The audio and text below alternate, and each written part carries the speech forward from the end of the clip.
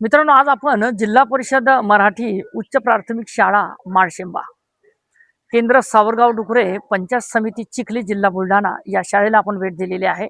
आणि ग्राउंडवर काही विद्यार्थी आपल्याला इथे शारीरिक कवायत करताना या ठिकाणी दिसलेले आहेत. नेमकं या शारीरिक कवायतीच्या माध्यमातून विद्यार्थ्यांच्या अंगामध्ये असणारे जे सुप्त गुण आहेत आणि जी शरीर रचना आहे, ती शरीर रचनेसाठी कवायत या ठिकाणी ही महत्त्वाची असते. आता थेट या ठिकाणी ही जी कवायत या ठिकाणी जी चालू आहे ती चालूच आहे, परंतु जे शिकवतायत जे विद्यार्थ्यांना असे शिक्षक आपल्या सोबत आहेत. सर, आपलं नाव? मी देविदास सोसे. अच्छा, बरं, किती वर्षापासून आपण या शाळेमध्ये आहेत? सर, मला इथे येऊन 8 वर्ष झाले. 8 वर्ष झाले. बरं, काय सांगणार आज या ठिकाणी ही जी शारीरिक कवायत या ठिकाणी विद्यार्थ्यांकडून आपण करून घेत आहे? सर, आमचा हा दैनंदिन शिक्षणामधला एक भाग आहे. आम्हाला आठवड्याला शारीरिक शिक्षणाच्या काही तासिका असतात. त्यामध्ये मुलांना व्यायामाची आवड निर्माण व्हावी आणि दुसरी गोष्ट म्हणजे आयुष्यभर त्यांना शरीर सांभाळता यावं. आपण पाहतो की आजच्या काळामध्ये वेगवेगळे आजार लोकांना होऊ राहिले. जर बालवयातच मुलांना खऱ्या अर्थानं जर शरीराला व्यायामाची गरज राहिली तर भविष्यामध्ये आपल्याला अनेक आजार टाळता येतील. म्हणून ही एक मुलांमध्ये सुरुवातीलाच आपण म्हणजे व्यायामाची भावना जोपासत आहोत.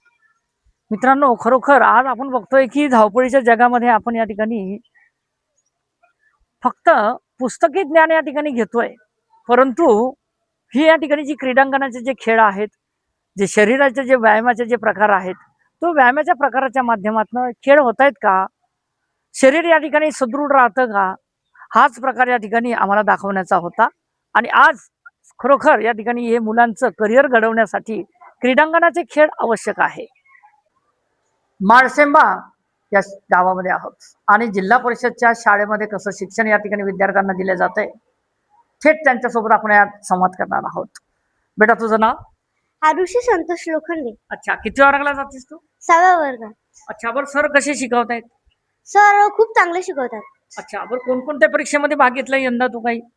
सर यंदा नाही घेतला. बरं, यंदा नाही घेतला तू. मागच्या वर्षी आम्ही स्कॉलरशिप नवोदयत भाग घेतला. अच्छा, बरं, मग तू पास वगैरे झाले, तुला चांगलं मार्क्स वगैरे पडले? सर नवोदय मध्ये मला 85.75 पडले. क्या बात आहे.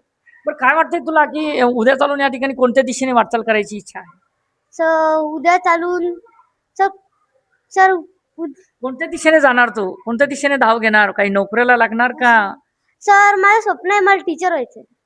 मित्रांनो, तिला आदर्श शिक्षक या ठिकाणी शिक्षिका व्हायचं आहे. आता काही दुसरे विद्यार्थ्यांनी आपल्या सोबत आहे, त्यांना सुद्धा या ठिकाणी विचारते. तुझं नाव बेटा?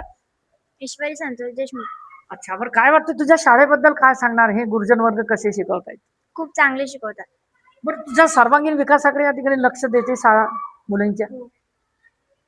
शारीरिक शिक्षणाच्या माध्यमातून कोणकोणते खेळ घेतले जाते तिथे? खो खो, कबड्डी. अच्छा, बरं, तुझ्या कशामध्ये आवड आहे? कबड्डी. कबड्डी. म्हणजे तू म्हणजे क्रीडाच्या माध्यमातून करिअर घडवणार असं वाटतंय?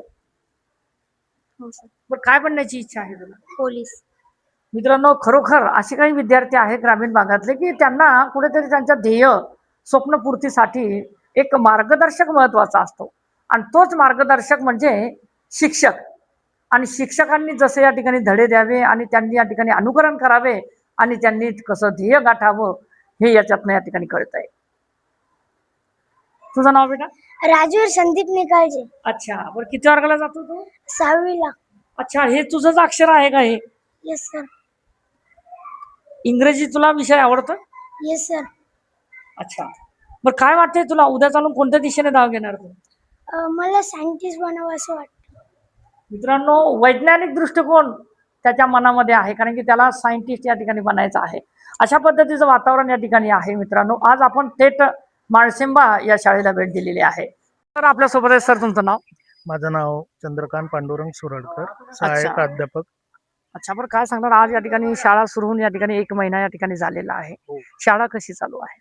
शाळा अगदी उत्तम, शासनाच्या नियमाप्रमाणे, आणि जी प्राथमिक आमची ज्या शाळेच्या जेवढ्या काही गरजा असतात त्या पूर्ण करण्यासाठी आमच्या शाळेचे मुख्याध्यापक आदरणीय महाडिक सर तथा सर्व शिक्षकवृंद यांनी सर्व जे सूचनांचे पालन आहे आम्हाला केंद्रप्रमुख साहेब, माननीय बेओ साहेब यांच्या ज्या काही सूचना असतात त्या सूचनानुसार विद्यार्थ्यांना चांगलं ज्ञान, चांगलं शिकवण याच्यासाठी अधिक उपक्रम घेऊन त्यांचे गणवेश असो, त्यांच्या शालेय व्यवस्थापनातील जेवढ्या काही सोयीसुविधा आहेत त्या पूर्ण करण्याचा आम्ही या ठिकाणी प्रयत्न करतो.